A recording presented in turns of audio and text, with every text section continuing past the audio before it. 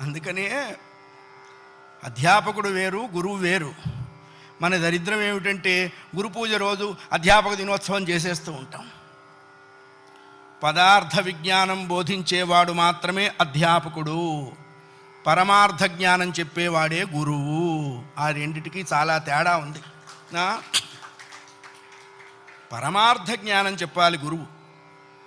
నువ్వు ఓ పని చేసి మర్చిపోయినావు, నేను గుర్తుపెట్టుకున్నా. కర్మ ఎవరిని విడిచిపెట్టదండోయ్. ఒకవేళ భగవంతుడైనా కాస్త ఎక్స్క్యూజ్ చేస్తాడు, కొంచెం కన్సెషన్ ఇస్తాడు, కొంచెం ఎగ్జంప్షన్ ఇస్తాడు. కర్మ చస్తే ఇవ్వదు. 1000 ఆవులు 1000 దూడలు ఉన్నాయి. దూడల కట్లు విప్పాం. ఏ దూడ దాని దగ్గరికి వెళ్ళి దాని తల్లి దగ్గరికి వెళ్ళి సరిగ్గా ఆగుతుంది. కర్మ కూడా అంతే. అవశ్యం అనుభోక్తవ్యం కృతం కర్మ శుభాశుభం.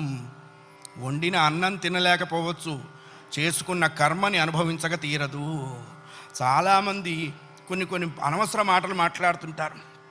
బ్రతకదలుచుకోలేదు, చచ్చిపోదాం అనుకుంటున్నా. చావునేటువంటిది ఏదో ఏటీఎం కార్డు పెట్టంగానే డబ్బులు వచ్చినంత ఈజీ అనుకుంటాడు. నువ్వు అనుకోంగానే చచ్చిపోతే నువ్వు చేసిన కర్మ అంతా ఎవడు అనుభవిస్తాడు?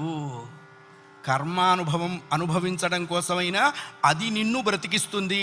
నీ ఇండివిజువల్ ఐడియాస్తో నువ్వు బ్రతకవో ధర్మశాస్త్రం చెప్పింది. అయ్యా, కర్మ ఎవడైనా అనుభవించాలండి. నువ్వు మర్చిపోయినావు, నేను గుర్తు చేస్తానన్నాడు.